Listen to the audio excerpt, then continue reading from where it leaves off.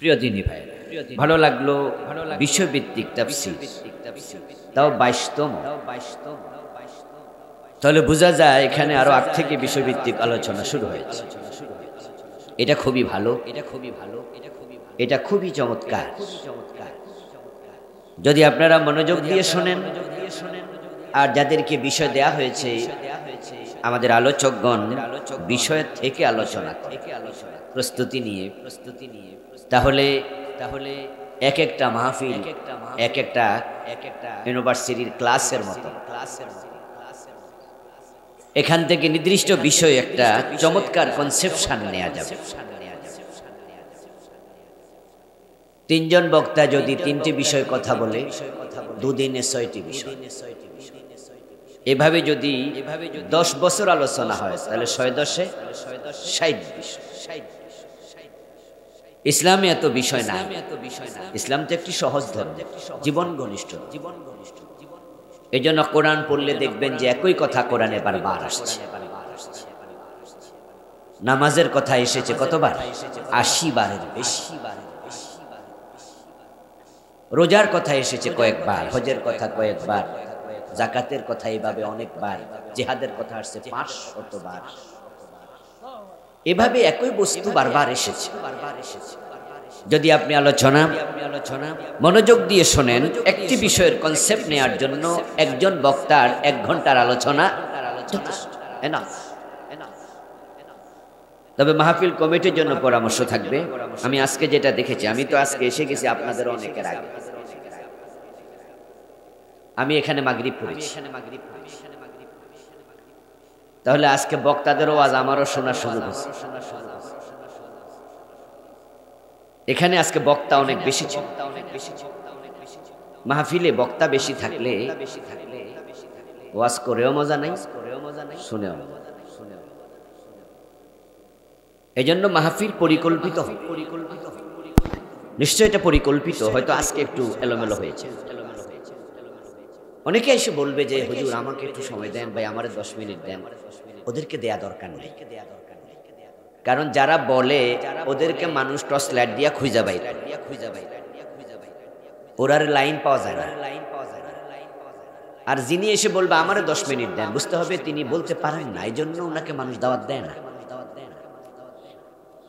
আমি ওনাকে ছোট করছি না, তো যিনি এটা বোঝেন তার বলা উচিত না আমাকে বলতে দেন, দরকার নাই। সবে বলতে যাবে কেন? বরং শোনার মাঝে বলার চেয়ে বেশি কল্যাণ। আপনি বলবেন, কিন্তু যিনি বলে তাকে আখেরাতে প্রশ্ন বেশি করা হবে। এজন্য আমরা যারা বক্তা বলি, আমরাও অনেক টেনশন করি। তাই যে কোনো বিষয় ওয়াজ দিলে আমি নেই না। আমি জিজ্ঞাসা করি আমার বিষয় কি। যে বিষয় আমার পার্সোনাল আমল নাই, ওই বিষয়ে আমি বক্তৃতা দিই না, আমি নেই না। আল্লাহ আমারে মাফ করুন। কারণ আমার ভয় লাগে যে আল্লাহ তো এটা জিজ্ঞাসা করবে। আপনারা দেখে থাকেন যে আমার অধিকাংশ আলোচনাতে আমি একামতে দিন নিয়ে কথা বলি। এর পিছনে কারণ হলো আমি ক্লাস 6 থেকে ইসলামী আন্দোলন, এবং গত 15 বছরে এত জুলুম অত্যাচার, তারপরেও কিন্তু আমার মাহফিলে আমি এ কথা বন্ধ করি নাই, আমি থামি নাই। এই জন্য বিষয় আলোচনা বেশি করি, এটা করা দরকারও আছে। আর আমি অতটুকু জানি যে আখেরাতে কমপক্ষে এই বিষয়ে যদি আল্লাহ প্রশ্ন করে, আমি বলতে পারবো যে আল্লাহ আমি তোমার কোরআনের কর্মী ছিলাম।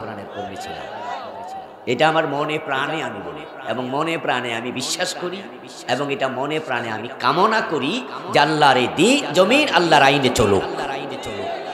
কোরআন সংবিধান, কোরআন দিয়ে দেশ চলুক।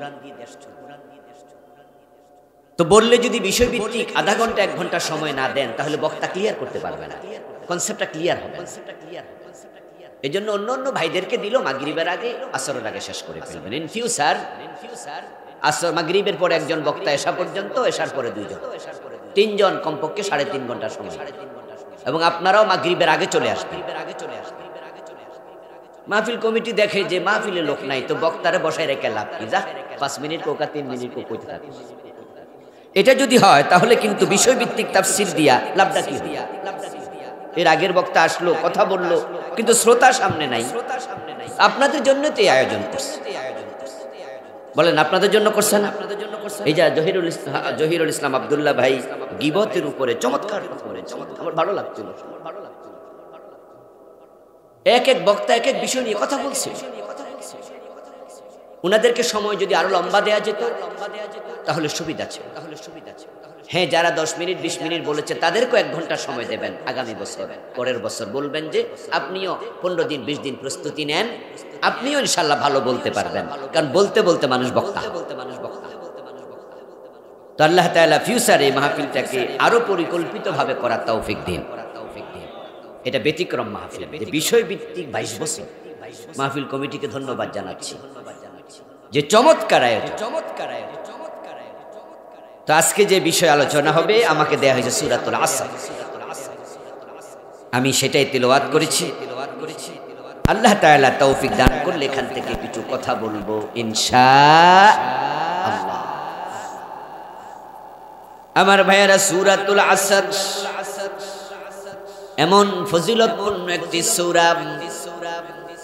রাসূলুল্লাহ সাল্লাল্লাহু আলাইহি ওয়াসাল্লামের দুজন সাহাবী যখন কোথাও একত্রিত হতেন, গল্প করার সময় নাই, নসিহত করার সময় নাই, ব্যস্ততার কারণে কোনোদিন এমন হতো কমপক্ষে একজন আরেকজনকে সূরা আসর তেলাওয়াত করে শোনাতেন। সূরা আসর আমাদেরকে জান্নাত কিভাবে পাওয়া যায় সেটা শিখিয়েছে। জাহান্নাম থেকে কোন কোন গুণাবলী অর্জন করলে নিজেকে রক্ষা করা যাবে সেটা শিখিয়েছে। সূরা আসর আকৃতিতে ছোট, কিন্তু তার যে ভাব, তার যে গভীরতা সেটা অনেক বেশি। রাসূলুল্লাহ সাল্লাল্লাহু আলাইহি ওয়াসাল্লামের উপর ওহী নাজিল যখন হলো, তিনি দাওয়াত দিতে শুরু করলেন কোরআনের। সর্বপ্রথম ইসলাম গ্রহণ করেছেন যারা, তাদের মাঝে আবু বকর সিদ্দিক অগ্রগামী। এজন্য উনার নামও আবু বকর। উনার আসল নাম কিন্তু আব্দুল্লাহ, যদিও আমরা অনেকে হয়তো জানি না। আমরা জানি যে আবু বকর উনার নাম, এটা উনার উপাধি, কুনিয়ত বলা যায়, উপনাম। এটাকে উপাধি হিসাবে এই জন্য বলা হয়, যদিও আবু শব্দ যোগ হলে কুনিয়তি হয়, কিন্তু এটা তার লকব। উনার লকব আরো আছে, সিদ্দিক। উনাকে কেন আবু বকর বলা হয়? বকর মানে প্রত্যুষ। এখান থেকে বিকর, ছোট্ট মেয়ে, যার বিয়ে হয়নি তাকে বাকেরা বলে। এখান থেকে বকরা মানে সকালবেলা, সাব্বিহুহু বুকরাতাও ওয়া আসীলা। বকরা মানে সকাল, আসীল মানে সকাল। বকর শব্দের অর্থ উনাকে এই জন্য আবু বকর বলে, কারণ তিনি ইসলাম গ্রহণ করেছেন সবার শুরুতে। সুবহানাল্লাহ। বকর শব্দটার অর্থ হলো অগ্রগামী। আবু বকর সিদ্দিক ছিলেন আমলের দিক থেকে ইসলামের প্রতিটা কাজে সবার সামনে অগ্রগামী। সুবহানাল্লাহ। উনাকে পিছনে রেখে সাহাবারা আগাতে পারতেন না, উনি 1 নাম্বার। এজন্য আহলুস সুন্নাত ওয়াল জামাতের আকীদা হচ্ছে আফজালুল বাশার, আফজালুন নাস বাদাল আম্বিয়া আবু বকর সিদ্দিক। নবীদের পরে সকল মানুষের মাঝে আবু বকর সিদ্দিকের রোল নাম্বার কত? সবার তিনি সেরা। আবু বকর সিদ্দিক রাদিয়াল্লাহু তাআলা আনহুকে জন্য আবু বকর বলা হতো, কারণ তিনি সব কাজে ছিলেন অগ্রগামী। তো প্রিয় নবীজির দাওয়াতে তিনি শুরুতে ইসলাম গ্রহণ করলেন। এখন রাসূলুল্লাহর সাথে এত বেশি সময় উনি দেন। উনি ছিলেন মক্কার একজন সফল ব্যবসায়ী, কিন্তু এখন ব্যবসায় সময় দেওয়ার সুযোগ তার কম। উনার যে পুঁজি ছিল, ইসলামের পক্ষে খরচ করতে শুরু করলেন। আপনারা জেনে থাকবেন হযরত বেলাল রাদিয়াল্লাহু তাআলা আনহু তিনি গোলাম ছিলেন। উনার যে মনিব ছিল ওই জালেম, ঈমান গ্রহণ করার কারণে হযরত বেলালকে গলায় রশি লাগায়া টানছে। আবু বকর সিদ্দিক রাদিয়াল্লাহু তাআলা আনহু উনার পুঁজি থেকে, জমানো টাকা থেকে টাকা দিয়া হযরত বেলালকে কিনে নিয়ে মুক্ত করে দিয়েছেন। ইসলামের জন্য আবু বকর যখন অকাতরে টাকা পয়সা খরচ করতে শুরু করলেন, ব্যবসায় পুঁজিও কমে গেল। তো মক্কায় ওনার একজন ঘনিষ্ঠ প্রিয়জন ব্যবসায়ী ছিলেন, যিনি ছিলেন অমুসলিম।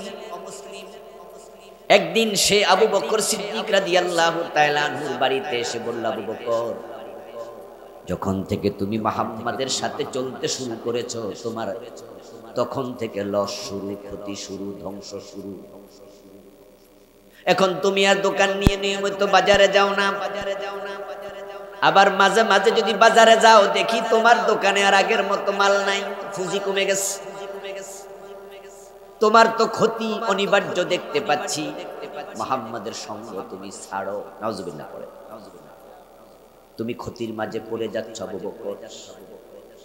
এই কথাগুলো বলে উনার ওই অমুসলিম ব্যবসায়ী বন্ধু চলে গেল। আল্লাহ তাআলা ওই লোকের কথার প্রতিবাদ করে সূরা আসর নাযিল করলেন। সুবহানাল্লাহ।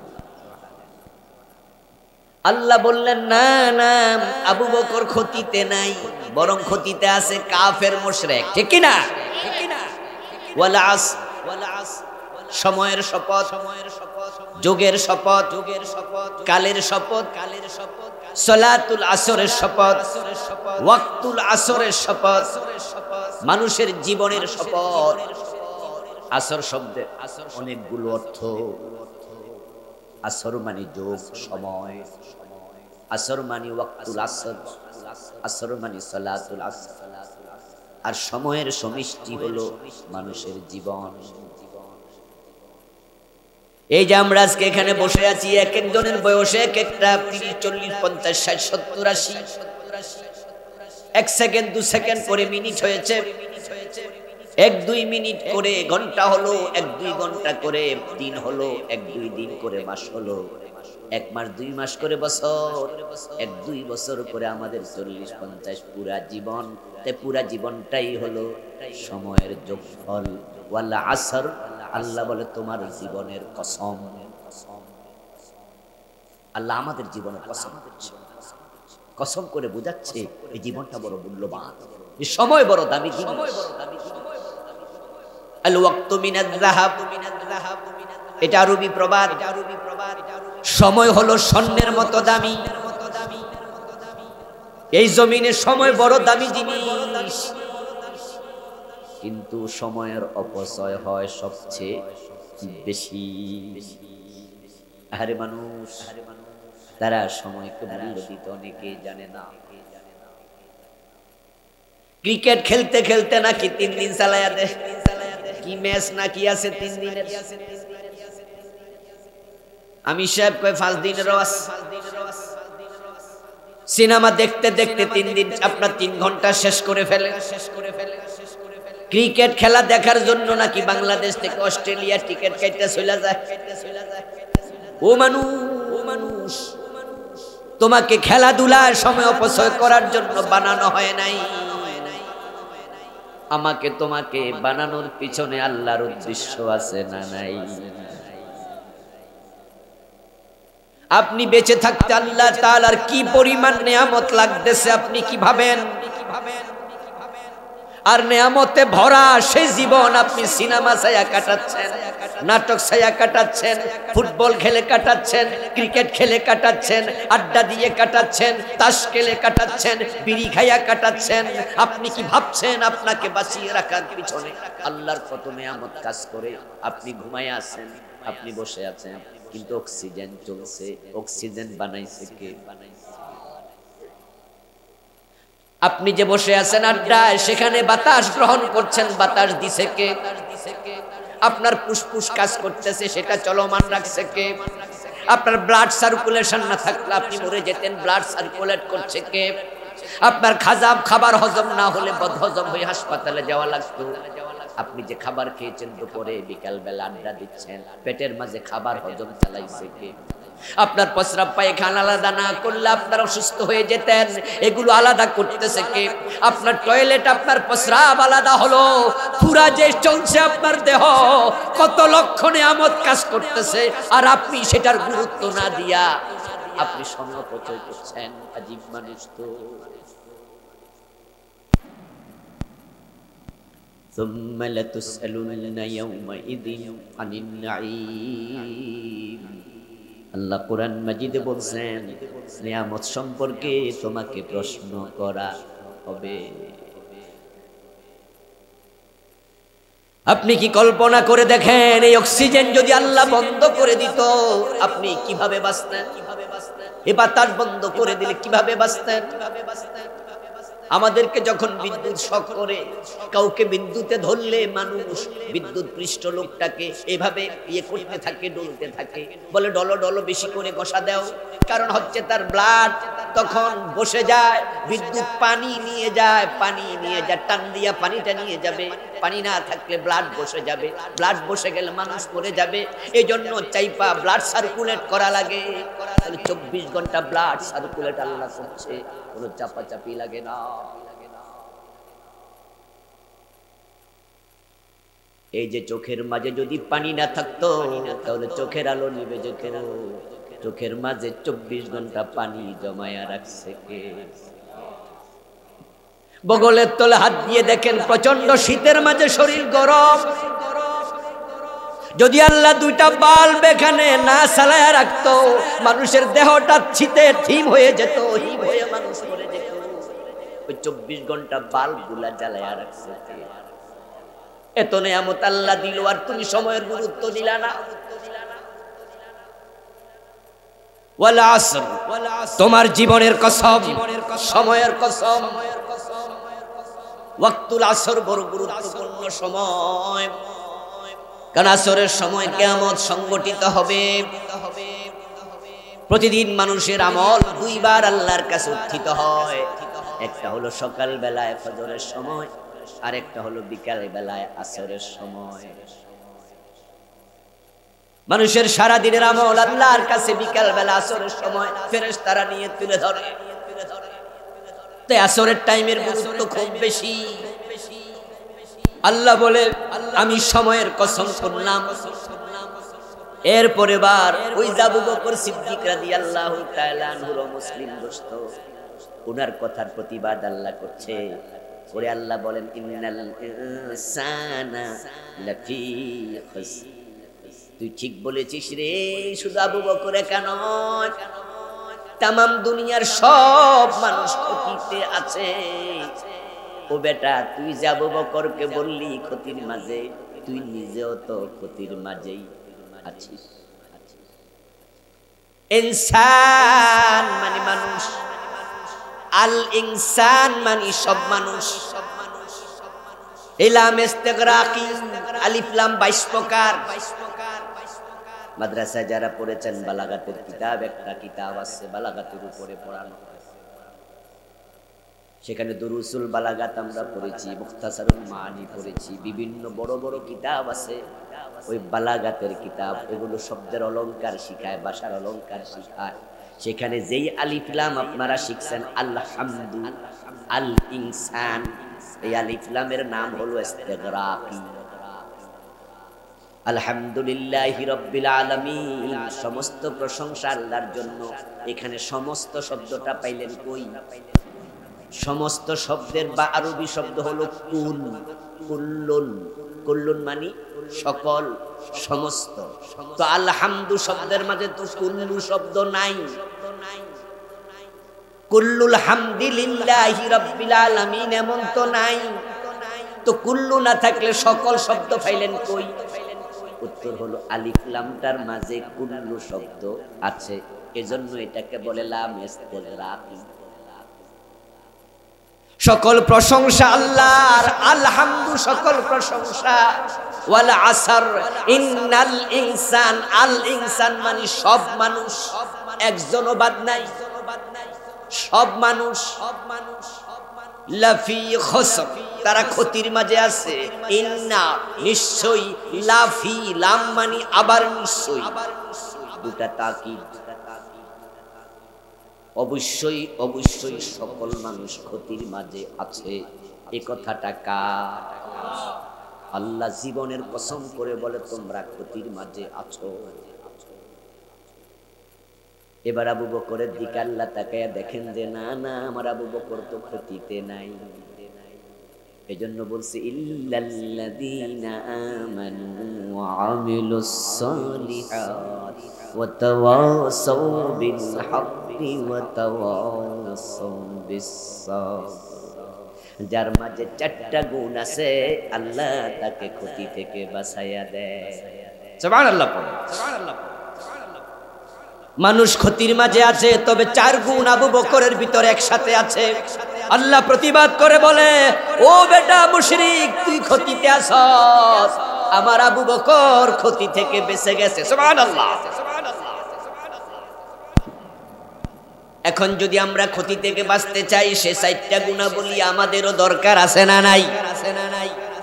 সূরা আসরে ক্ষতি থেকে যারা বাঁচতে চায় তাদের জন্য 4টা গুণাবলী আল্লাহ বলেছেন। কিভাবে আমরা ক্ষতির মাঝে আছি, কিভাবে ক্ষতিতে আছি? 1 নাম্বার হলো আমাদের জীবনটা প্রতিদিন ক্ষয় হয়। ক্ষয় হওয়া মানে ক্ষতি। ক্ষয় হওয়া মানে ক্ষতি। বয়স যখন 40 হয়, 40-এর পরে আস্তে আস্তে মানুষের হাড্ডি ক্ষয় হয়। তখন দেখবেন শরীরে জ্বালা যন্ত্রণা, ব্যথা। মা বাবা বুড়া মানুষ, সকলের ঘরে আছে বুড়া মানুষ, দেখবেন ওদের শরীরে জওয়ানদের তুলনায় ব্যথা বেদনা কম না বেশি? কারণ হচ্ছে বয়স হলে তার হাড় ক্ষয় হবেই, হজমের ক্ষমতা কমবেই। কমে যাওয়া মানে ক্ষতি হওয়া। এজন্য তখন আমরা বলি ভিটামিন ওষুধ খাওয়া। মুরব্বীদেরকে ডাক্তারের কাছে নিলে, ব্যথা ট্যাথার কথা বললে ডাক্তাররা প্রবোধ দেয়, সান্ত্বনা দেয়, বলে এটা ব্যাপার না, বয়স হলে একটু ব্যথা হবেই, টেনশন করার কিছু নাই। ক্ষয় হওয়া মানে ক্ষতি হওয়া, কমে যাওয়া মানে ক্ষতি হওয়া। সকল মানুষ ক্ষতিতে আছে মানে কি? মানে হলো আমাদের সবার জন্য বরাদ্দ যে হায়াত, প্রতিদিন এটা বাড়তেছে না কমতেছে? সবাই ক্ষতির মাঝেই আছে। আমাদের হায়াত কি অনির্ধারিত না নির্ধারিত? হায়াত কি যা মন চায় বাঁচতে পারবেন, নাকি সময় ফাইনাল করা?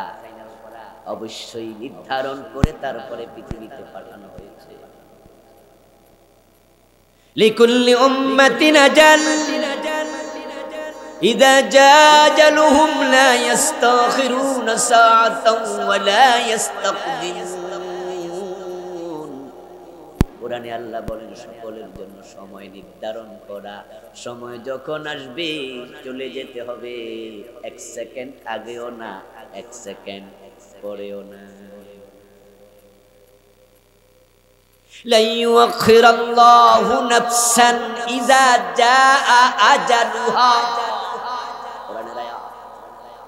সময় যখন আসবে আল্লাহ কারো জন্য একটু তাখির করে না, সময় মতোই শেষ। নবী সুলাইমানের মতো ব্যক্তিকে মাটিতে বসতে দেয়া হয় নাই, শুইতে দেয়া হয় নাই। দাঁড়ানো অবস্থায় জিবরিল জান কবজ করে, মালাকুল মউত জান কবজ করে নিয়ে গেছে। হাতে লাঠিতে ভর দেয়া অবস্থায় সুলাইমান আলাইহিস সালাম ইন্তেকাল করেছেন, বসতে সুযোগ দেয়া হয়নি। মানে কি? দাঁড়ানো অবস্থায় জান কবজ কেন হবে? এর মানে তিনি দাঁড়ানো ছিলেন, তখনই সময় শেষ। আজরাইল বলছে সময় আর নাই, বসার সুযোগও নাই, চলেন। মৃত্যুটা আসলে কি? মৃত্যু হলো আল্লাহর একটা হুকুম। রূহ যেমন হুকুম, যে রূহের কারণে আমরা বেঁচে আছি ওটা কি দেখা যায়, ধরা যায়? কোন বিজ্ঞানী, চিকিৎসা বিজ্ঞানী আজ পর্যন্ত খুঁজে পাইছে না কি রূহটা দেহের কোন জায়গা। একটা ট্রাক যদি আপনার মাজা বরাবর চলে যায় আপনি মরে যাবেন, বুক বরাবর গেল মারা যাবেন, এই বরাবর গেল মারা যাবেন, মাথা বরাবর গেল মারা যাবেন। তো রূহটা কোন জায়গায় থাকে? পুরা বডিতে নাকি? ইয়াসআলুনাকা আনির রূহ কুলির রূহু মিন আমরি রাব্বি। ও প্রিয় নবী, লোকেরা আপনাকে প্রশ্ন করবে রূহ সম্পর্কে, রূহটা আসলে কি? আপনি জবাবে বলুন, রূহটা হলো আমার রবের একটা অর্ডার মাত্র। কোন কোন কোন এবং এটা আল্লাহ যখন বলবো বেরিয়ে যাও, এটা বেরিয়ে যাবে। ওটা বের হওয়ার জন্য আজরাইল লাগে না। আজরাইল হলো ওসিলা। মূলত মৃত্যু দেন কে? মৃত্যুর মালিক কে? ইউহয়ী ওয়া ইউমীত। তিনি মৃত্যুর মালিক, তিনি হচ্ছেন জীবনের মালিক। আজরাইল মৃত্যু দেন। আরে ভাই, মৃত্যু দেন কে? আজরাইল আল্লাহ মাধ্যম বানাইছেন। এবার বলুন তো, আজরাইল কি মরবে না? তো যদি মরার জন্য আজরাইল লাগে, হেরে মারবো কেডা? আজরাইলও তো মরবে। এবং আজরাইল যখন মরবে তখন আল্লাহ আজরাইলকে বলবে, মুতিয়া মালাকাল মাউত, এই মৃত্যুর ফেরেশতা তুই মরে যা। আমার বন্ধু হায়াত নির্ধারিত প্রিয় নবীজি সাল্লাল্লাহু আলাইহি ওয়াসাল্লাম বলেছেন, মানুষ যখন মায়ের পেটে থাকে তখনই হায়াত ফাইনাল হয়, দুনিয়া আসার পরে নয়, আগেই। প্রথম 40 দিন থাকে নুতফা, পানি, বীর্য। দ্বিতীয় 40 দিন আলাকা, রক্তপিণ্ড। তৃতীয় 40 দিন মুদগা, মাংসপিণ্ড। 120 দিন মায়ের পেটে সন্তানের ডিজাইন ফাইনাল হয়, স্ট্রাকচারাল ডিজাইন যখন কমপ্লিট হয়, ফাকাসাউনাল ইজামা লাহমা। আল্লাহ বলেন, আমি তখন ওই মাংসের ভিতরে হাড্ডি ঢুকাইয়া চামড়া দিয়া ঢেকে মানুষ বানাই। ফাতাবারাকাল্লাহু আহসানুল খালিকিন। আল্লাহ কত চমৎকার স্রষ্টা। 120 দিন যাওয়ার পরে আপনার মায়ের পেটে আপনার ডিজাইন কমপ্লিট হলো।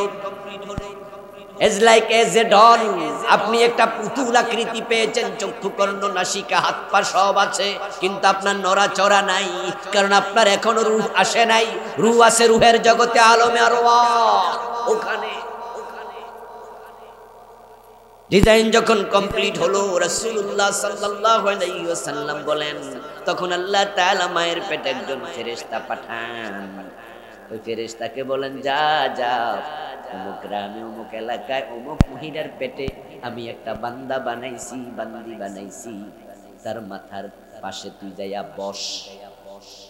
ফেরেশতা মায়ের নাক দিয়ে অথবা মুখ দিয়ে আল্লাহর অর্ডারে সে পেটের ভিতরে ঢুকে আপনার আমার মাথার পাশে বসেছে। ফায়াকতুবু আরবা আশিয়া, 4টা জিনিস লিখে আল্লাহ বলে লেখ। 1 নম্বর লেখে আজালাহু, তার হায়াত ফাইনাল কর। সুবহানাল্লাহ বলবেন, ঠিক না?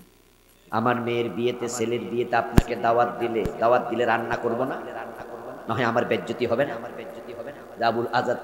আবুল কালাম আজাদ হুজুর ওনার মাইয়ার বিয়ে, ছেলের বিয়েতে দাওয়াত দিয়া নিছে, খানা দেয় নাই। এই জন্য আমরা যারা দাওয়াত দেই, দাওয়াত দেওয়ার পরে বাজার করি, রেডিমেডি করে সবকিছু রেডি করে অপেক্ষায় থাকি কখন মেহমান। আপনি কি ভাবছেন আল্লাহ আপনারে বানাইছে রিজিক ছাড়া? তো রিজিকের টেনশন আপনার এত কেন? আপনাকে তো হালাল ভাবে ওসিলা ধরতে বলছে, কিন্তু আপনি আর আমি ওসিলা না, বরং আমরা রিজিক ছিনাইয়া আনতে চাই, তাই চুরি করে ডাকাতি করে, ঠিক না? কি দরকার ছিল? পরের জমি দখল করা কি দরকার ছিল? ভাইয়ের জমি দখল করা কি দরকার ছিল?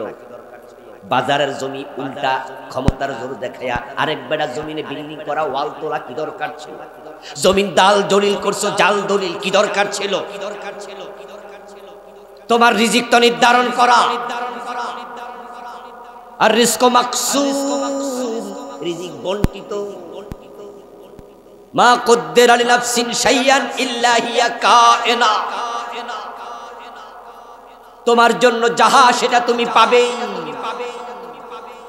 ইন্নার রিজকা ইয়াতলুবুল মারআ আকসারা মা ইয়াতলুবুহুল মার। আপনার বঞ্চিত রিজিক আপনাকে তলব করে, খোঁজে, আপনি যত খোঁজেন তার চেয়ে বেশি।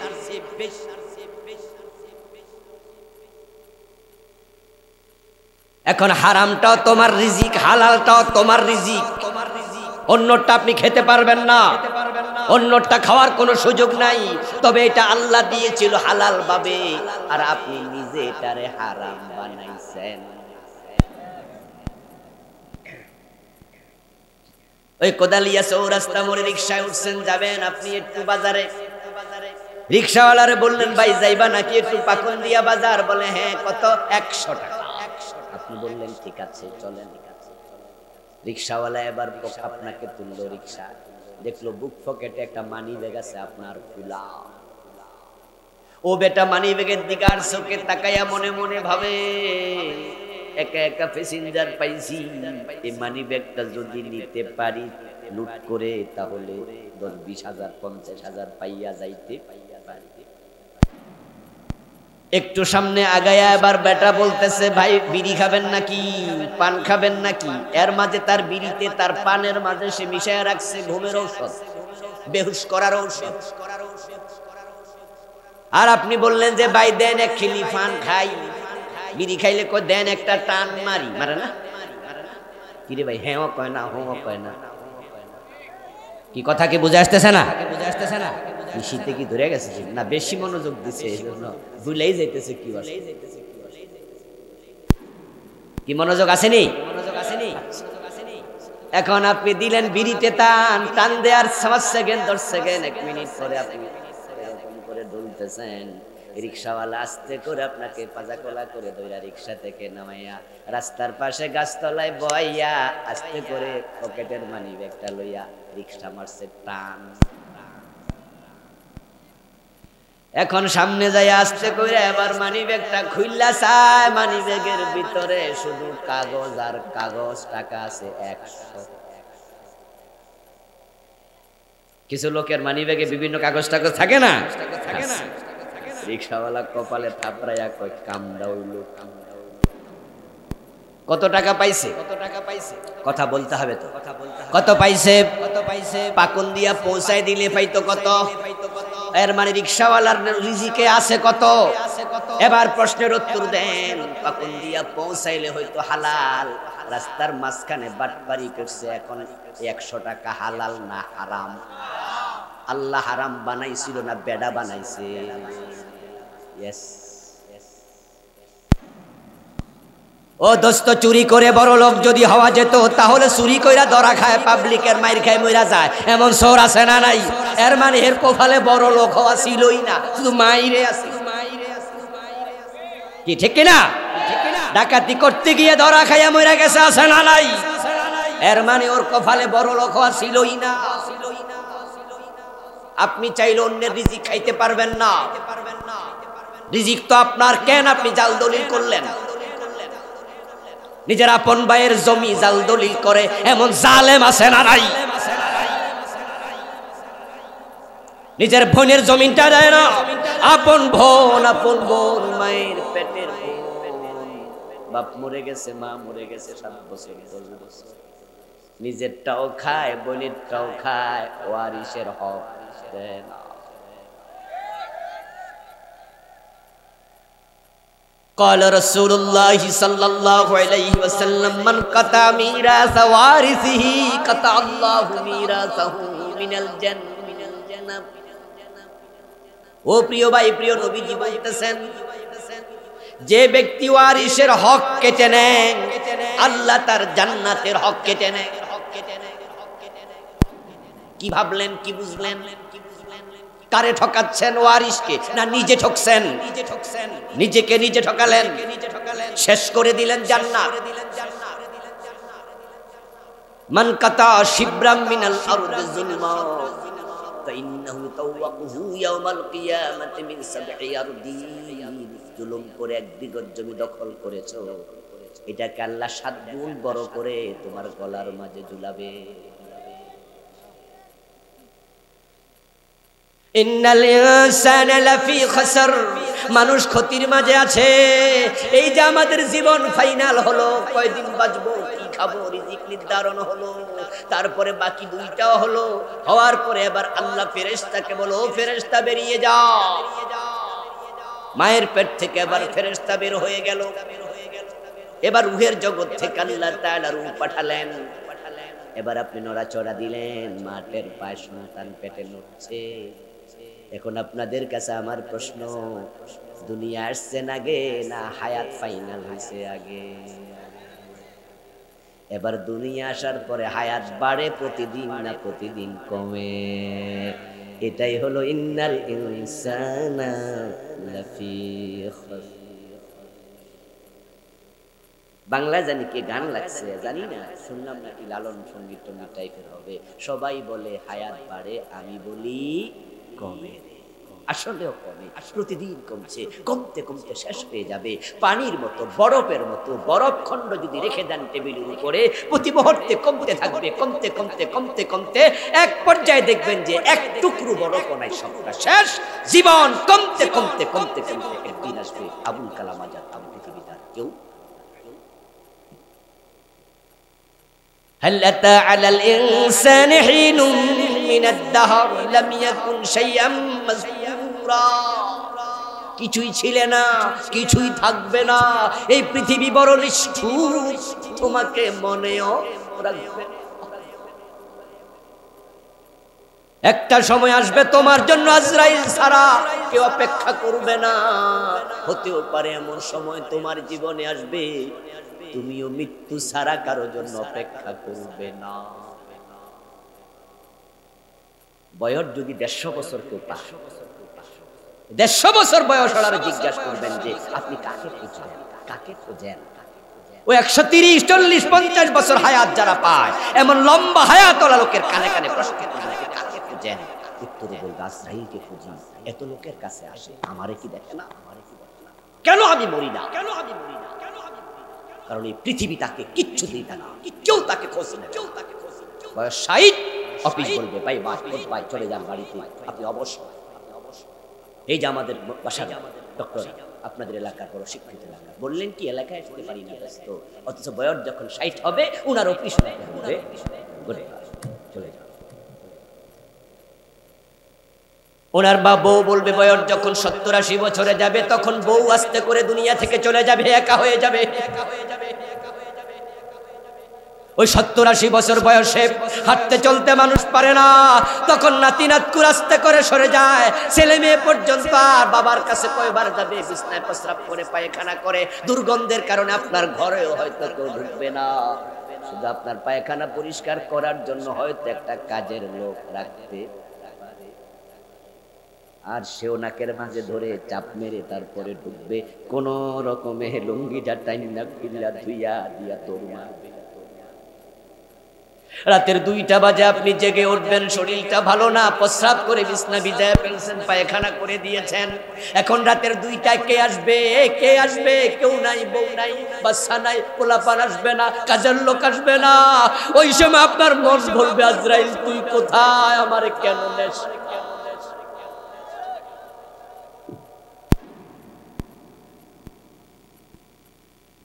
আমি এমন লোক পেয়েছি যারা আমার কাছে দোয়া করে, হুজুর একটু দোয়া করেন যেন মরে যায়, বাঁচতে আর মন চায় না। সময় নির্ধারণ করা, ইন্নাল ইনসানা লাফি খুসর, চলে যাচ্ছে সময়। এবার বলুন তো আল্লাহর দেয়া সময়টা কাজে লাগানো দরকার আছে না নাই? খুব দরকার, খুব দরকার, খুব দরকার। এখন সময় কারা কাজে লাগালো, জীবন কারা কাজে লাগালো? যে মানুষেরা 4টা আমল করবে, 1 নাম্বার ইল্লাল্লাযীনা আমানু, তারাই ক্ষতি থেকে, জাহান্নাম থেকে বেঁচে যাবে। এবার বলুন তো আমরা যে মরে যাব, এই যাওয়াটা শেষ নাকি নতুন করে শুরু? ফারীকুন ফিল জান্নাতি ওয়া ফারীকুন ফিস সাঈর। মানুষেরা 2 রাস্তার দিকে দৌড়াচ্ছে, 2 পথে উঠে গেছে। এই যাওয়াটা নতুন 2টি পথ, নতুন 2টি ডেস্টিনেশন, নতুন 2টি গন্তব্য। এই মানুষগুলো 800 কোটি পৃথিবীতে, প্রায় 800 কোটি মানুষ যাচ্ছে, সবাই দুদিকে, কেউ জান্নাতের দিকে, কেউ জাহান্নামের দিকে। আপনাদের কাছে আমি বলবো, আপনারা একটু জবাব দিয়ে, যারা জাহান্নামের দিকে যাচ্ছে তারা কি সফল না ব্যর্থ, লাভবান না ক্ষতিগ্রস্ত? পৃথিবীর সব মানুষ জাহান্নামের দিকে যাচ্ছে। সব মানুষ, তবে যাদের চারটা গুণ আছে তারা ব্যতীত। ইল্লাল্লাযীনা জাহান্নামে মনে জায়গা, ইন্না আযাবাহা কানা তারা, ওখানে গেলে এক সেকেন্ড, বড় জঘন্য, মা সালাকাকুম ফি সাকার, জাহান্নামের ফেরেশতারা মানুষ জাহান্নামে গেলে আশ্চর্য হবে, জিজ্ঞাসা করবে, এ মিয়া তুমি এখানে কেন আসছো? এখানে আসার জায়গা না, এটা তো আসার জায়গা না, এখানে কেন আসছো? এখানে কেন আসছো? তোমাদের কাছে কি রাসূল যায় নাই, নবী যায় নাই, তোমাকে জাহান্নামের ভয় দেখায় নাই? আপনাকে সেদিন ফেরেশতা এখানে কেন আসছো? এখানে কেন আসার জায়গা না, এখানে থাকা যায় না, এক সেকেন্ড। ফাত্তাকুন নার ওয়াকুদুহা আন-নাস ওয়াল হিজারা, আগুন থেকে বাঁচো, জাহান্নাম থেকে বাঁচো। তবে কিছু মানুষ জাহান্নামে যাবে। আজকে ফজরের নামাজ পড়েনি, জোহর পড়েনি, আসর পড়েনি, মাগরিব পড়েনি, এশা পড়েনি, এমন বেনামাজি, সে কি জান্নাতের দিকে দৌড়াচ্ছে?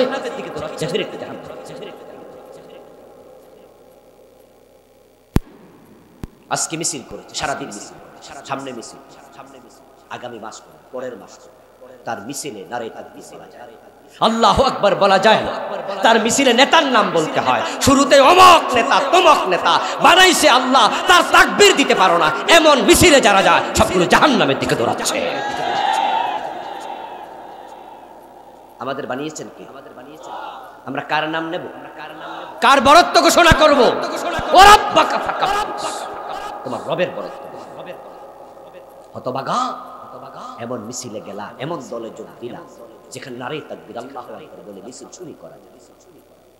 তোমার নেতার পূজা করো, অমুকের সৈনিক এক, কেন তুমি রাসূল থাকতে অন্যের সৈনিক হতে চাও? ধ্বংসের দিকে যাচ্ছ, ধ্বংসের দিকে, জাহান্নাম। ওই মিছিলে মারা গেলে, ওই দলে থাকতে মারা গেলে, তোমার যখন কবরে দেয়া হবে তখন তো পাবলিক বলবে বিসমিল্লাহি ওয়া আলা মিল্লাতি রাসূলিল্লাহ, রাসূলের দলে দিলাম। আসলে কি তুমি রাসূলের দলে ছিলা? কথা বলেন না, রাসূলের দলে ছিল? রাসূলের দলে তো তুমি ছিলা না। লোকেরা তো মিথ্যা কথা বলছে, লোকেরা না বুঝে বলছে,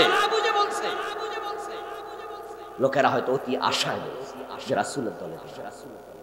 যে লোকটা 40-50 বছর মিছিল করেছে, মিটিং করেছে, আল্লাহর নবীর কোরআন রেখে যাওয়া কোরআন, রাসূলের হাদিস কায়েমের জন্য দেশে একটা দিন কথা বলেনি, উল্টা আরো বলেছে ইসলামের সাথে রাজনীতির কোনো সম্পর্ক নেই।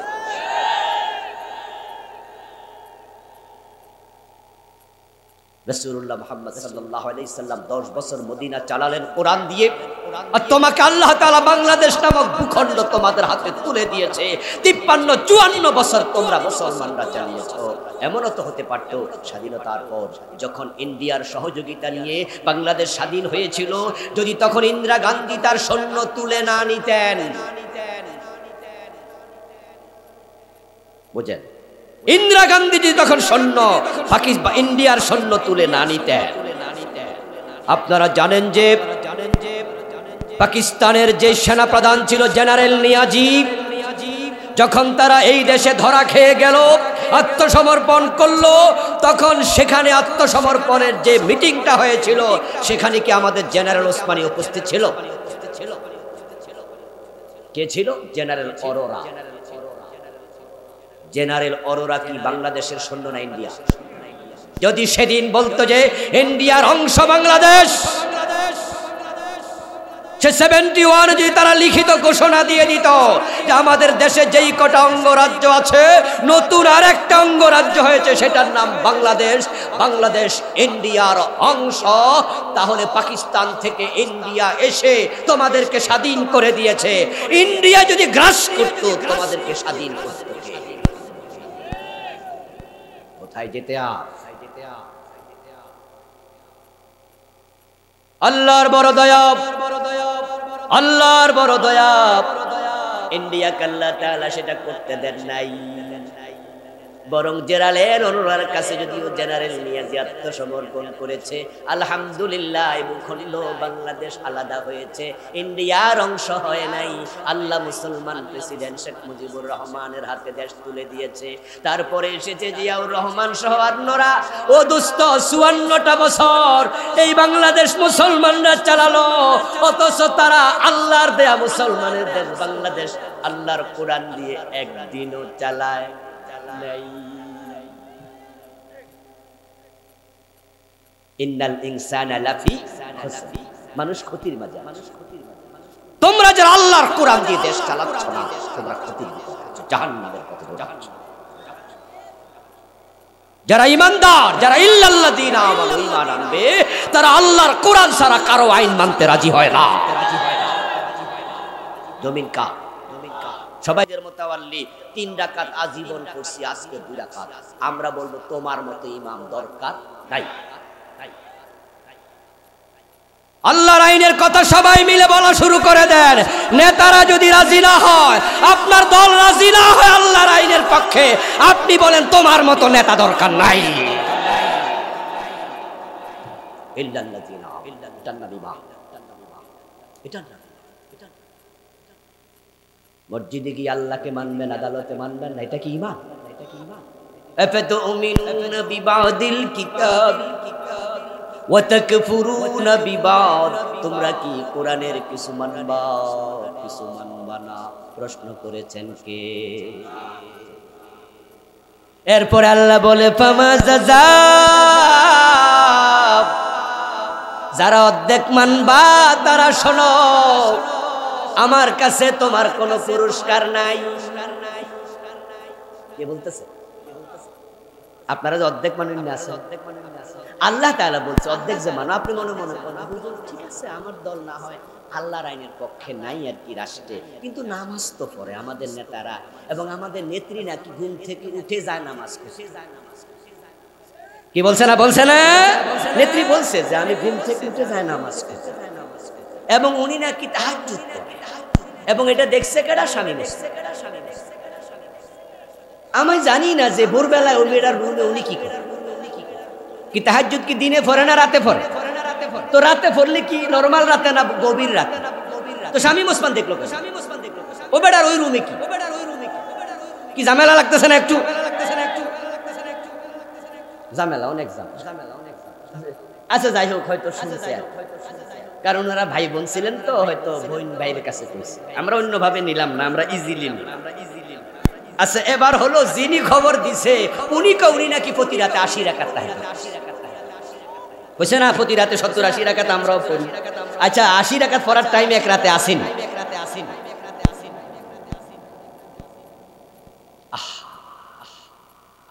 আমার দোস্ত, আপনি বলবেন যে না আমার নেত্রী কোরআন পড়ে, আমার নেত্রী নামাজ পড়ে, আমরাও নামাজ পড়ি। হ্যাঁ হুজুর, সুদের একবারে আপনারা কোন রাষ্ট্রীয়ভাবে সুদ বন্ধ করো, আমরা হয়তো সেটা পারি না, আমরা করি নাই।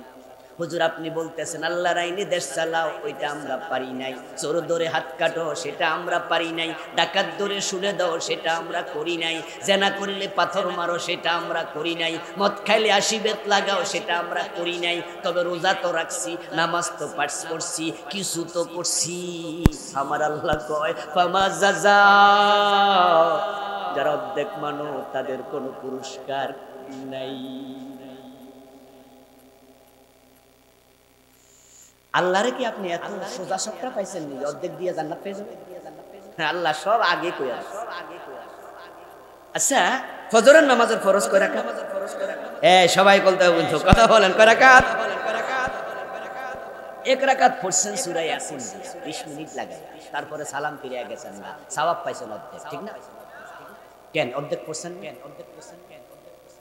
বাদ পড়লে 2 রাকাত, না পড়লে 5 রাকাত, অর্ধেক আল্লাহ নেন। রোজা রাখছেন 17 মাসের দুপুর বেলা পিপাসা লাগছে, খুব ক্ষুধাও লাগছে, গরিব দিকে তাকায় দেখছেন যে দুপুর 3টা বাজে, হিসাব করে দেখছেন সকাল থেকে মোটামুটি 9 ঘন্টা 10 ঘন্টা রোজা রাখছি, আর বাকি আছে 6 ঘন্টা। ইফতার করে আলাই, সওয়াব হচ্ছে 60%, ঠিক না? নাকি বাদ? এই 9 ঘন্টা যে রাখছিলেন ফামা জাযা, জিরো হয়ে অর্ধেক আল্লাহ। মাহফিলের সভাপতি আমাদের হুজুর জীবনের শেষ দিকে আছে বুড়া মানুষ, জানি না আগামী বছর হুজুর কামড়ে চেয়ারে পাবো কিনা, আল্লাহ নেখায়াত দান করুক, বলেন আমিন। হুজুর আজকে ঘোষণা যদি করে যে আজকের মাহফিল থেকে যাওয়ার পথে আমি বুড়া মানুষ, সবাইকে হাদিয়া দিব, জমি বিক্রি করছি 10 লাখ টাকা পাইছি, 1000 করে টাকা দেখে নিয়ে যায় হাদিয়া হিসাবে। হাদিয়া দেওয়া সুন্নাহ, হাদিয়া নেওয়া সুন্নাহ। আমরা লাইন ধরে খারামু এবং আমিও বলবো হুজুর আমারও দেন, হাদিয়া তো নেয়াই যেতে পারে। হুজুর কইলো মানুষ বেশি, তাই আমি 1000 টাকা নোট মাঝখানে সিরা অর্ধেক করে দিয়েছি, নেন। কেডা কেডা নিবেন? নিবেন নিবেন কেন? দুই পাশে দেখবেন যে 1000 টাকা লেখা আছে, ইংরেজিতে এক পাশে আছে, বাংলা আরেক পাশে। সিরার পর এটা দাম কত? এই মুসলমান বলেন না কেন কত? অর্ধেকটা টাকা চলে না, অর্ধেকটা নামাজ চলে না, অর্ধেকটা রোজা চলে না, আল্লাহর কাছে অর্ধেকটা ইসলাম চলে না। ওদখুলু ফিস সিলমে, আল্লাহকে পুরা ঢোকো, আর আপনি অর্ধেক ঢুকে বলছেন। আবার আপনি মনে মনে কইতেছেন বেহেশত আল্লাহ আমার না দিয়া কারে। এত সোজা, এত সোজা, এত সোজা, এত সোজা। এই জন্য তো আমরা এগুলো বলি, বলতে গিয়ে আমরা জেলে যাই, আমরা মামলা খাই, আমরা আসামি হই। এই হক কথা বলাতে আপনাদের এই 5 বছর এ পাকুন দিয়ে আসতে পারি নাই, কটিয়া দিয়ে আসতে পারি নাই। আমার ফুলের ঘাট থেকে অ্যারেস্ট করছে না, আপনারা তো জানেন। আমাকে অ্যারেস্ট করে নিয়ে গেল, আমার অ্যারেস্ট করলো কোদালিতে না, ধরছিল ফুলের ঘাট, আসতেছিলাম কোদালিয়া মাহফিল ছিল। এসার পরে মাগরিবের পরে কটিয়াদি প্রপারে করলাম, তারপরে আবার ফতেপুর ধরলো। ধরার পরে আমার প্রাইভেট কার থেকে তুলে নেন, বলে হুজুর ট্রাকেও, পুলিশের ট্রাক। তা আমি বললাম যে কেন প্রাইভেট কারে থাকি, বললেন যে না উপরে ওঠে না। তো উপরে উঠলাম, আমার গাড়ির ড্রাইভারে সাবি নিয়ে গেল, সাবি নিয়ে এক পুলিশ গাড়ি চালাইতে, আমার ড্রাইভারকে পাশে বসাইয়া আমাকে নিয়ে গেল কিশোরগঞ্জ থানা। কিশোরগঞ্জ নিয়ে আধা ঘন্টার মতো আমার বসে। তা আমি পুলিশকে জিজ্ঞাসা করলাম, ভাই আমার অ্যারেস্ট করলেন কেন? তখন পুলিশ বলতেছে, কনস্টেবল বলতেছে, হুজুর জানি না, ধরতে কইছে ধরছে। এর মানে উপরের নির্দেশ পাইছে ধরে, কিন্তু হে জানে না কেন। তারপরে এবার গাড়িতে বসে আপনি তো ভালো ওয়াজ করেন, আপনার বুঝতে পারেন। আমি বললাম এই কথা আপনি আমার জিগাবেন? ধরছেন আপনি, হে আমার জিগা ধরতে। তারপরে এবার কিশোরগঞ্জ থানা যাওয়ার পরে আধা ঘন্টার উপরে গাড়িতে বসে আছি, কিছু কয় না। পরে এক পর্যায়ে দেখি টি-শার্ট গায়ে দেয়া একজন লোক এসে আমি তখন প্রাইভেট কারে বসা, ওখানে আবার নিয়ে আমার প্রাইভেট কারে বসা। চাবি কিন্তু আমার কাছে নাই, চাবি আবার নিছে গা পুলিশ, যেন সালাই ফলাইতে না পারে। মনে মনে ভাবে আমরা ফলাই যাই, আমরা কি পলানোর মানুষ? যাই হোক, ওদের ধারণা, এই জন্য চাবি নেই। এসে এক ভদ্রলোক আমার বলতেছে দরজা খোলা, দরজা খুলছি আর বলতেছে আমি থানার ওসি, টি-শার্ট গায়ে, গেঞ্জি গায়ে। হুজুর আপনি এই এলাকা নাই, চলেন। তা আমি তখন উনাকে বললাম যে আমার অপরাধটা কি? বলে এমপি সাহেব আপনাকে পছন্দ করেন, আপনি না আসলে চলে, দেশ কি ছোট, কত বড় বাংলাদেশ, অন্য জায়গায় ওয়াজ করেন, কোথায় থাকেন? আমি বললাম, তখন আমি সাভারে ছিলাম। বললাম সাভারে, বললাম করে আমার বাড়িও তো সাভার। তখন আমি মনে মনে ভাবছি যাক এই বেটা কমপক্ষে মামলা দিব না, যেহেতু সাভারের মানে মহাব্বত তো তৈরি হবে। কিছুক্ষণ পরে দেখি এবার পুলিশ এসে গাড়ি স্টার্ট দিছে, বলতেছে চলেন। আমার আর প্রাইভেট কার থেকে বের করে নাই, নিয়ে গেল আপনাদের পাকুন্দিয়া রওনা দিছিল। অর্ধেক পথে এসে দিয়ে পাকুন্দিয়া ঢেকে নাই, না ঢুকে আবার ফিরছে, আবার ফিরে চলে গেল কটিয়াদি থানা। রাতে 2টা 2:30টা কি শীত চলছে, তখন গিয়ে দেখি কটিয়াদির ভিতরে ওসি থানায় বসে আছে, জাম্বার গায়ে দিয়া, একবারে কানটুকি কইরা, শীতে কাঁপতাছে। আমার দেখে সালাম কালাম দিলে বসাইলো। এবার বসাইয়া আমার বলতেছে হুজুর আমনের জ্বালায় তো বসে। আমি কই আমার দইরা আবার আমি জ্বালাইতেছি, কি কোনে? বলে কোন হুজুর, আমার দাদা আলেম, আমরাও আলেমদের ভালোবাসি, এখন আপনারা অ্যারেস্ট করতে আমাদের এত কষ্ট লাগে। আমি বললাম অ্যারেস্টটা কেন করছেন এটা একটু আগে শুনান, তারপরে বুঝলাম। বললো যে জানি না, কইছে অ্যারেস্ট করতে, কইছে এমপি সাহেব অর্ডার দিছে, করে ফেলছে। আজীব আজীব আজীব। পরে যাক, আর অ্যারেস্ট দেখায় না, সাদা কাগজ একটা দিয়ে কয় এখানে একটা সিগনেচার করেন, বলেন যে আমাকে সম্মানের সাথে ছেড়ে দেওয়া হয়েছে। তখন আমি লিখেছি, পরে আমার ছেড়ে দিতে আমি চলে গেছি। পরে আর 5 বছর এখানে আসতে পারি নাই। আচ্ছা, এই যে 5 বছর আসলাম না, সারা বাংলাদেশের বিভিন্ন জায়গায় তারা এগুলো করেছে। অপরাধ তো শুধু একটা, আমরা আল্লাহর কোরআন কায়েমের কথা বলি, ঠিক কি না? আচ্ছা, এছাড়া কি অপরাধ করি? আপনারা তো সাক্ষী। আপনাদের এলাকায় আমি এমপি নির্বাচন করব, আমি ভোটে দাঁড়াবো, আমার কেন নিশ্চিত করা? কোন কারণ? আমার বন্ধু ঝুঁকি নিয়েছি, উনি করছে একবার, এর আগে আরো করছে দুইবার তিনবার অ্যারেস্ট হলাম। কত ভাই মামলা খেলো, কত ভাই জেলে গেল, কতজন ফাঁসি দিল। এরপরও আমরা কোরআনের এই কথাগুলো এজন্য বলি, কারণ যদি হক কথা না বলি হাসরের দিন আল্লাহ আমাকেও ছাড়বে না। আপনাকেও বলতে হবে। হ্যাঁ, আমার এই বলার কারণে ইসলাম দেশে কায়েম হয়ে গেছে বা যাবে কালকে পরশু তা নয়, এত সোজা না, কায়েম হতে সময় লাগবে, প্রসেসিং। কিন্তু এমন তো হতে পারে দিন কায়েমের আগে আমার মৃত্যু হবে, হতে পারে না? হতে পারে না? আল্লাহর সামনে দাঁড়িয়ে বলতে পারবো, আল্লাহ আমি তোমার কোরআনের কর্মী ছিলাম। আমিও জানি যে আপনারা কোরআনের পক্ষের লোক এখানে যারা আছে, আপনি ইমানদার, অর্ধেককে ইমানদার হয়ে লাভ নেই পুরাই। আচ্ছা, এখন যদি আপনি কোরআনের পক্ষের লোক হন, তাহলে কোরআন কায়েমের জন্য আপনি আগান না কেন? উত্তর হলো হুজুর না, ঠিক আছে আসি তো, তবে এবার না, ঠিক না? এবার সমস্যা কি হুজুর? এবার কি আর ইসলাম ক্ষমতায় আসবে? আপনারাও আগান, আমরা ধীরে ধীরে আগে। যখন দেখবো যে আপনারা ইসলাম মোটামুটি কায়েমের কাছাকাছি গেছেন, জিন্দাবাদ করে যোগ দিয়ে দেন। ইসলামের পক্ষে আমরা আছি, কে বলেছে কোরআনের পক্ষে নাই? আমার প্রশ্ন, আমরা আগাইলাম ঠিক, কিন্তু আপনি আগাতে পারলেন না, আজরাইলের সামনে পড়ে গেলেন, তখন কি হবে? তখন হলো ইন্নাল ইনসানা লাফি খুসর ওয়া আমিলুস সালিহাত। মুক্তির জন্য দ্বিতীয় গুণ হলো নেকামল করো, নেকামল, নেক আমল। দ্বিতীয় গুণ নেকামল। শুধু ইমানদার দাবি করলে চলবে না, নেকামল করুন। নেকামল কি?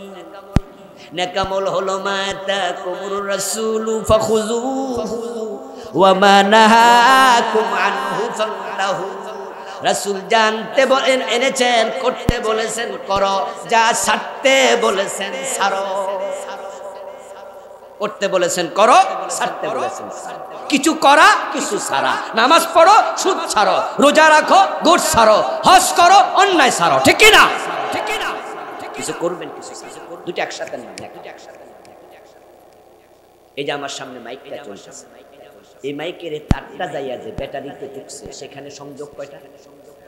একটা নেগেটিভ, একটা পজিটিভ। একটা খুলে দিলে বাকিটাতে মাইক চলবে। এই যে বিদ্যুতের আলো জ্বলছে, এখানেও কয়টা তার আছে?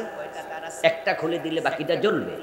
তো আপনি কিছু করলেন, যেটা সারা দরকার সেটা ছাড়লেন না, আপনার ইমানের বাতিও জ্বলবে না, আমলের বাতিও জ্বলবে না। ওয়াজ বেশি লাগে না, মানলেই হয়। আরে সুদ খাওয়া হারাম, ঘুষ খাওয়া হারাম, জানে না কেন? জানে সবাই, এরপরও খা। ওজনে কম দেয়া, মালে ভেজাল দেয়া অন্যায়, এটা হারাম। কে জানে না দুধে পানি দেয়া যাবে না?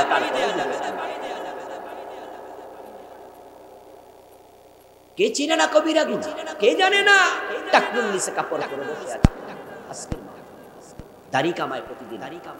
মেয়েটা যুবতী, স্কুলে পড়ে, কলেজে পড়ে, বোরকা সিলাইয়া দেয় না। বাবা তুমি দায়ুস, তুমি ক্ষতিতে আছো, তুমি জাহান্নামে যাচ্ছ। দায়ুস জান্নাতে যাও। নিজের বউটা বেপরদায় হাঁটে, বউয়ের ছবি ফেসবুকে দেয়, একসাথে লিপস্টিক দেওয়া, তারপরে বউয়ের ছবি দিয়া পরে কমেন্টও করে। একজন লিখছে, ভাইজান জাম্পার শেখান খাইছে। তখন উনি আবার শেষে কমেন্টে রিপ্লাই দেন, ধন্যবাদ। হারামি, তোমার বউয়ের সৌন্দর্য তুমি মানুষকে দেখাচ্ছ, এই সৌন্দর্য আল্লাহ তোমার জন্য দিয়েছিল, পাবলিকের জন্য না। বউ তোমার পার্সোনাল সম্পদ, পাবলিকের সম্পদ না। এই ফেসবুকে কিছু লেখার পরে এটা কি একা থাকে না পাবলিক দেখে? এটা পার্সোনাল সাইট না, এটা পাবলিক সাইট। এটা হাজার লোক দেখবে, লক্ষ লোক দেখবে। তোমার বউয়ের সৌন্দর্য অন্যরা দেখছে, দেখে দেখে বেশি সুন্দরী বউ যদি হয় তাহলে ওদের জিহ্বায় পানি আসে না? তোমার বউ তো সব খেয়ে নিতেছে, পাবলিক সব তো নিয়ে নিচ্ছে। প্রতি নজরে কবিরা গুনাহ।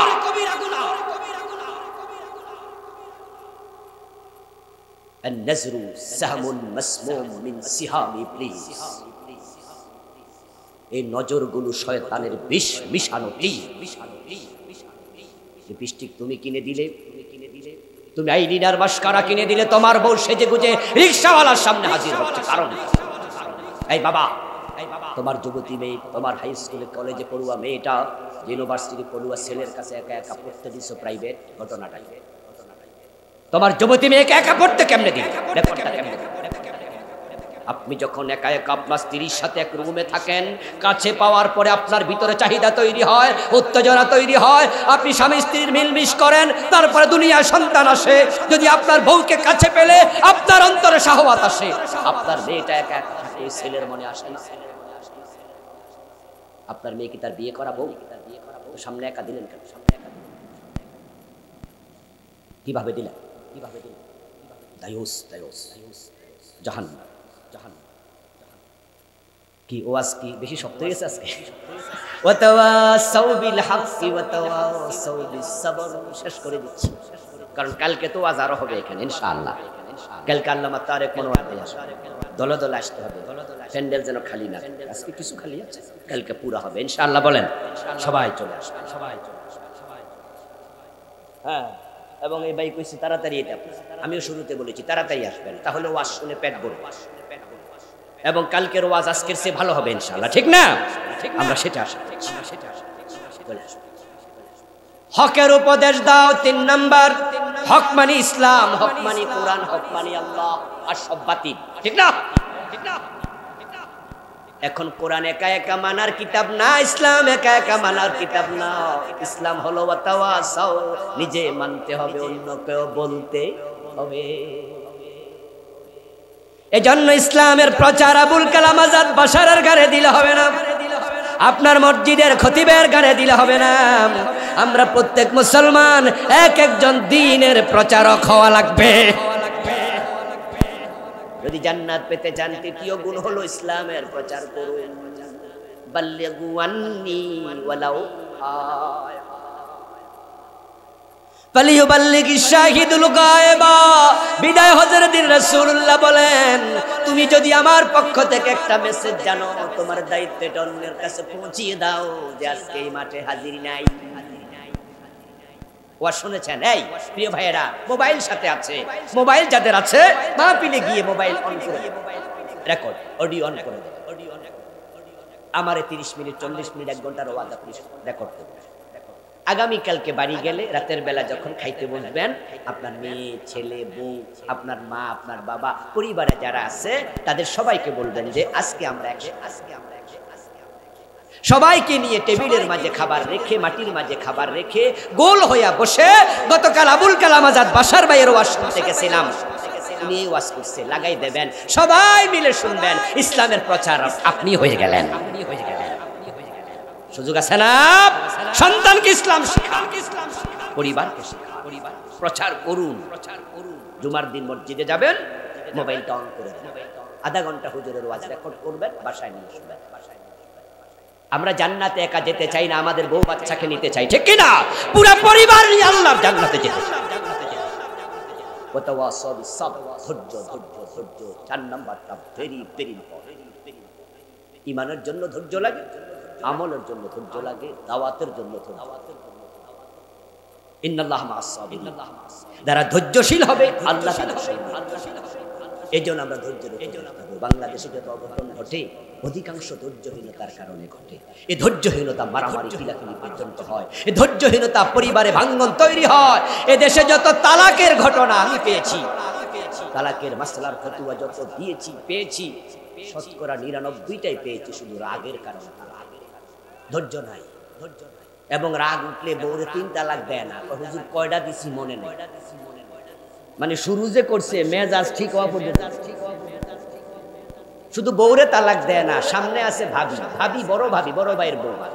যখন বউর সাথে ঝগড়া, ভাবি এসে বলছে এই কি শুরু করছো তোমরা, রাগ করে দিছে বউরে তালাক। ভাবি তখন বলে এই দেবর তুমি কি করলা, রাগে ভাবি রে কই তোমারেও, মানে সামনে যারে পায় হেরে তালাক, মাথা ঠিক নাই। পরে এবার হুজুরের কাছে দেখো, হুজুর আসলে তালাক তো বলি নাই, বলেছি তুমি বড় চালাক। কিন্তু আপনার ভাবি বলছে আমি নাকি তালাকই বলেছি। হুজুর এখন তো তালাক দেওয়ার চিন্তা মাথায় নাই, এত সুন্দর বউ, এত সুন্দর বউ, তালাক দেই কেমনে? বাচ্চাটা দুধ খায়, তালাক দেই কেমনে? বড় বাচ্চাটা বিবাহের উপযুক্ত হয়েছে, তালাক দেই কেমনে? হুজুর আমার সংসার শেষ হয়ে যাবে। কিন্তু আমি তো বলেছি তালাক, এখন সবাই তো আমি বলেছি। হুজুর মিলমিশ করে দেন। আসলে রাগের ঠেলায় ঠিকই তালাক হয়েছিল, এখন জাস্ট মিলমিশ চায়। তোমার বউকে তুমি 3 তালাক দিলে মগাল নারাজ হয়ে যায়, মিলমিশ করবে। জটিল কাজ, জটিল কাজ, জটিল কাজ। ধৈর্য চাই, ধৈর্য চাই। অসুস্থতা ধৈর্য, অসুস্থতা, বিপদে মুসিবতে বিপদে আসসাবরু আলা তাআ, আসসাবরু আলা আল-মুসিবা, আসসাবরু আলা আল-মুসিবা। বিপদ আসতেই পারে, বিপদ দেখে হতাশ হবেন না। বিপদ নবী রাসূলের জীবনে আসে নাই, আসে নাই। আইয়ুব আলাইহিস সালাম অসুস্থ ছিলেন অনেক বছর, কেউ কেউ লিখেছেন 18 বছর। ধৈর্য হারা হন নাই। নবীজি মুহাম্মদ সাল্লাল্লাহু আলাইহি সাল্লামের ছোট্ট বয়সে বাবা নাই, জন্মের আগেই তো নাই, 6 বছর 5 বছর 8 বছর বয়সে দাদা নাই। উনার সন্তান ছিলেন 7 জন, 3টা ছেলে 4টা মেয়ে। উনার জীবদ্দশায় 6 জন মরে, একজন শুধু জীবিত, হযরত ফাতেমা। এর চেয়ে বড় বিপদ আর কি হয়? 7 জন সন্তান, 6 জনই মরে গেল। দুনিয়ার সেরা মানুষ, আল্লাহর সবচেয়ে প্রিয় মানুষ, আল্লাহ যদি উনার সন্তান 6 জন কাইরা নেয়, এত বড় বিপদ দেয়, আপনি আর আমি কে? ফাসবির সাবরান জামিল ওয়াসবির কামা সাবারা উলুল আজমি মিনার রুসুল। ধৈর্য, ধৈর্য, ধৈর্য, ধৈর্য বরণে আমরা, ধৈর্য বরণে।